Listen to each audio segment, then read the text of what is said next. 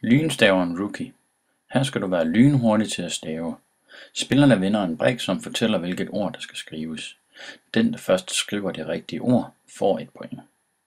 Der arbejdes med hurtighed, såvel motorisk som kognitivt, memorering, afkodning og dannelse af ord. Spillet er anbefalet til 2 deltagere. Det anbefalede klassetrin er 2. til 6. klasse. Til lynstaveren Rookie skal du bruge følgende materialer: 2 styks hobbyfiltstue med 60 felter. Den anbefalede størrelse er 50 x 40 cm. 2 x 8 lopper som markører på spillepladen. Brug f.eks. bingobrikker. Man skal bruge brikker, som viser, hvilke ord der skal skrives. Den nemme løsning er laminere kopier fra bogen Alternativ læring i indskolingen. Men eleverne får en helt anden taktil oplevelse, hvis det er, at brikkerne laves på træ, som f.eks. masonit. Produktion af lynstaven Rookie.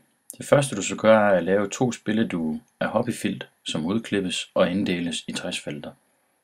Dernæst er der i Alternativ læring indskolingen et eksempel på spillepladen, som tegnes op med filttusch i felterne. Dernæst skal man have lavet sætningerne fra lynstaveren Rookie. Dem kan man enten lave på træbrikker, eller man kan kopiere dem direkte fra bogen, laminere dem. Regler til lynstaven Rookie. Man vender en træbrik. På denne træbrik står der et ord. Den deltager, som først skriver ordet ved at lægge plastikmarkør på de rigtige bogstaver på spillepladen, klapper på brikken og får et point.